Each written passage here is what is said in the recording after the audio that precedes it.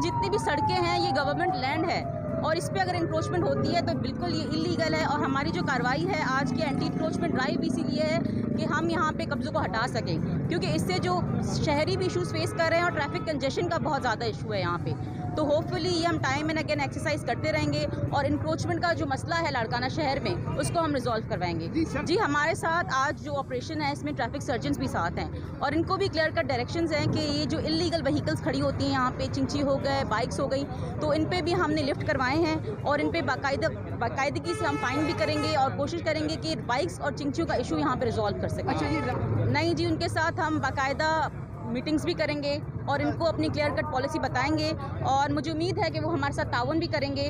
और क्योंकि लाड़काना शहर हम सबका शहर है और हमें मिलजुल के काम करना है, तो अच्छी उम्मीद है कि हम मिलकर इस शहर को खुशगवार बनाएंगे और खूबसूरत बनाएंगे। इसके खिलाफ भी हम एक्शन लेंगे। कोई भी चीज़ अगर गैर कानूनी है तो हम कतई बर्दाश्त नहीं करेंगे, उसके खिलाफ ज़ीरो टॉलरेंस है और सब पर हम एक्शन लेंगे। Thank you ji.